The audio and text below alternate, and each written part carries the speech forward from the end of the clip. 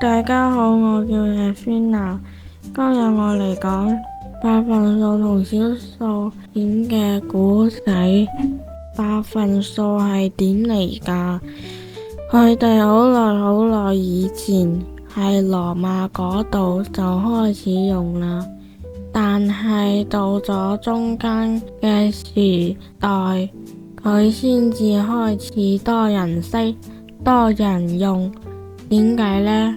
因為佢同好多錢銀嘅嘢有關。以前啲錢變多咗，大家就鍾意用100嚟計嘢，所以計賺咗幾多，蝕咗幾多嗰陣，百分數就變成正式嘅計數方法。咁小數點又點嚟呢？佢嘅故仔就再早啲啦。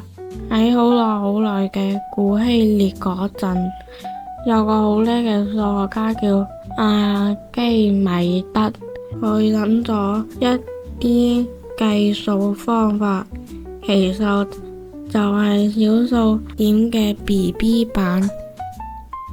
之後喺我哋中國嘅魏晉朝代嗰陣，有個叔叔叫劉飛，佢計圓形個圈有幾長嗰陣，用到啲好細嘅單位，佢將嗰啲好細嘅嘢叫做徽數，其實就係初步認識咗小數點啦。